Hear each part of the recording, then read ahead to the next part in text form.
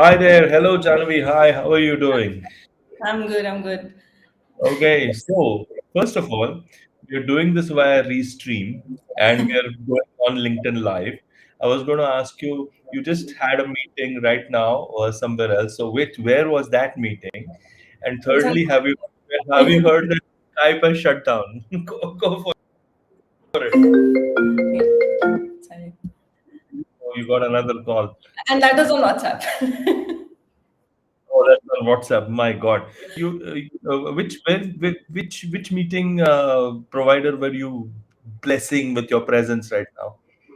Google Meet. Google Meet. Acha. Okay. I So think it's you so have the combination of all those, except the one we're going to talk about now. yeah, no, I just remembered. So, for those uninitiated poor souls who have joined in on a Monday afternoon post lunch, wondering why we are yapping on like this, Skype has decided to shut its doors, and it's been quite a ride. I think it started in 2003. By some Estonians. Did you know that? Some Estonians started Skype, then it got bought over by eBay, first of all. After it got bought over by eBay, then I think Andreessen Horowitz put in money there and got 65% of the stake. Then it moved to, then Microsoft bought it in order to replace it. So Andreessen Horowitz got out of it. Microsoft bought it to replace their Microsoft Live Messenger, I think, and one more product which I forget. And then Microsoft continued with it and now taking down. So that's the story. I think 20 years. What are your thoughts on? Have you used Skype, by the way? I have in the very early days when it was still a personal connect sort of a tool. But I Yeah, think Skype has mainly been used for the international calls, and that is something that it had been started for. But during all these acquisitions and the transformation, Skype somewhere lost its USP of why it had been created, why it had been founded in the first place, and what it ended up being. And I think that is one of the reasons that they were not able to bank on the COVID wave that Skype could have, really boomed at the time. And yeah. that's one of the reasons that we Why? are here discussing this topic. Why do you think it didn't work during COVID? Because that's when Zoom took off and became the most valuable company in the world for a while. So why do you think Skype, something that was deeply entrenched in the market, didn't work? I really don't know whether I have a complete answer to that, but I would love to know your thoughts. Yeah, I think it's more of two-faced. First is Skype could not really understand or establish its USP. Was it more of a personal connect tool or was it a business connect tool? So Hmm. none of those features. For example, if you look at Zoom, it is clearly a business connect tool. No one is going to use Zoom for a face-to-face kind of a thing, right? Or there is Microsoft Teams that again being owned by Microsoft has been properly positioned as a business communication tool. Now at the Yes. same time, if you look at Skype, it neither became a personal tool because at the same time WhatsApp came into the picture, and Hmm. WhatsApp was very easy to use. It had a lot of network effect. The entire community, your entire everybody in the picture was on WhatsApp, which is something that Skype never could establish itself in that market through UI UX, through your features, whatever you might want to call it. Plus I Yeah. think yeah, and so this was one of the major reasons because these two tools were already well positioned in their niche markets for Hmm. COVID. And when COVID came into the picture, the business people immediately went to either Teams. For example, for B2B, the Teams was a big thing. For your others, Zoom and Google Meet, they became the go-to tools. And for your personal communication, WhatsApp was already there, and the countries that could not use WhatsApp went to other platforms. Somehow, Skype lost even in those countries where WhatsApp is banned, right? Yeah. Yeah. Not Yeah. even go heavy in those countries. Even if it had just gone heavy in those countries, Yes. Middle East countries in China and all of that, it would have boomed like anything. I think the most interesting aspect about Skype's demise is connected. It's like they say, "Oh, how do you go bankrupt? You go bankrupt very slowly, and then suddenly." So that's, I think, Ernest Hemingway. I'm butchering Ernest Hemingway as I say it. So the demise is very slow and then it's sudden. So I think that's what happened to Skype. I think the most critical aspect about Skype is that, I just met a gentleman right now. I'm in Gujarat. I'm in Ahmedabad, and he said that we used to talk to people within Ahmedabad, and I don't know why people were using it for international calls way back in the early 2000s.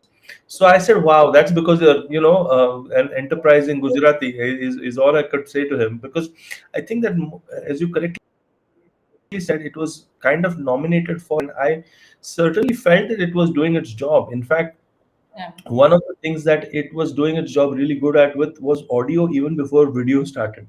So we used to look at it as a startup which was trying to save costs. What we used to try to figure out is how to utilize something like Skype, and it was really really useful for yeah. us. And then the paid thing came, but I believe there are two aspects which I would love to bring out from a marketing or storytelling perspective. Firstly, there was no story to Skype.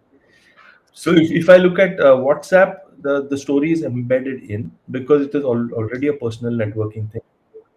Zoom, I think, attracted a new generation of users, which Mhm. Skype had lost out on.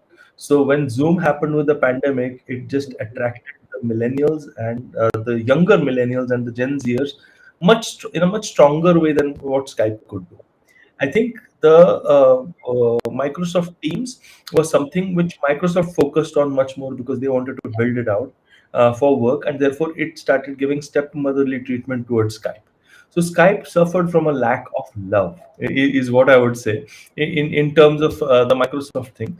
And I think that Skype also suffered from two things which I normally talk about in class. One is first mover disadvantage, right? So it was one of the first movers, and I think the disadvantage was that it became roadkill for people who could connect for beyond the tech. I think that certainly was an issue. And I think timing, I think Skype has never got its timing right. So I don't know whether it is the founding team or the management team, but they just didn't know how to ride waves. I think it's really critical once you have the tech piece in that you have to ride waves really, really well. What do you think?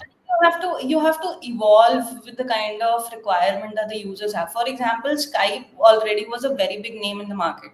Now imagine if Skype had built the kind of interface that WhatsApp has built. WhatsApp Yeah, might not even have survived for a yeah, bit, I right? agree. Everybody was there on Skype. It was easy to connect with Skype. You did not have to be particularly on Skype, right? You could connect with anybody over Skype, even if they were not connected to you, like Meta requires you to be. Yeah. Second, a very big problem that I have seen across all of Microsoft's tools, maybe except apart from LinkedIn, they try to monetize very quickly. Now, Ah, team, yeah, this was a problem with Skype. Also, it was working on a P2P interface that was really cool, right? I understand. I mean, the connectivity was great. Then they had to jump to the cloud network. Now, if you're jumping there, you have to understand that you will face connectivity issues, which people were facing, which was one of the major reasons that people started dropping off from Skype, because there were a lot of challenges that they were facing. Secondly, Microsoft did not help Skype evolve through its interface in such a way that the moment monetization happened, you started seeing random contacts coming on Skype. You could not true. find your own network on Skype. And why do you use a social media network? Any kind of connectivity network. You want to connect with people you know. So it should be easy to see them on the margin. So I Yes. think these are the reasons that Skype lost, and there is also this fact that Microsoft had not at all been focusing on Skype.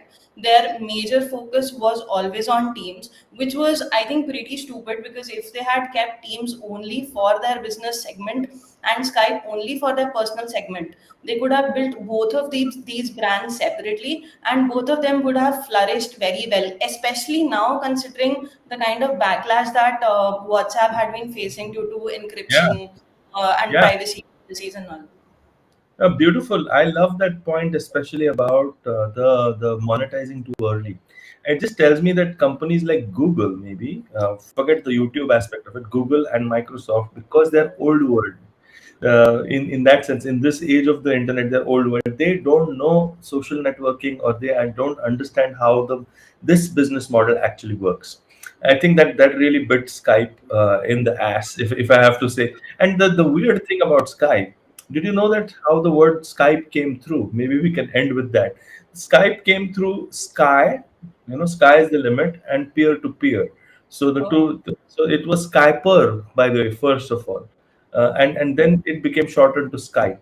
And a lot of people actually used to call it Skype earlier on because they didn't know how to pronounce it. But I just love to end with this one. Like, I feel nostalgic, and I suddenly realized, my God, if I'm feeling nostalgic about something that I was chuffed about, like, ooh, I'm so cutting edge because I'm using Skype. I suddenly realized how old I am, Janvi. Maybe I should be put out to pasture like Skype is being put out to pasture. I don't know. I don't know. That's a dark thought on a Monday morning, but yeah. that's what Skype is making me feel. I don't know. What? Any last thoughts? Yeah, the last thought would be just this, taking away from the dark, dark point. Any tool that has to evolve, it has to evolve, right? The Yeah. companies really need to make sure that if they have come up with something, they shouldn't bring it as a short game. Don't let your Yeah. own products cannibalize your own products. Yeah. Every product in this market has its own place. Find its correct positioning and then position it accordingly in the market. I am Yeah. damn sure you can find some really good target audience that would adhere to your product like anything. Absolutely. Well, awesome, and happy the rest of the week to you guys. As January and I say goodbye to you, and thank you Skype for making our lives kind of worthwhile while you were around. Yeah, miss you, Skype. Bye.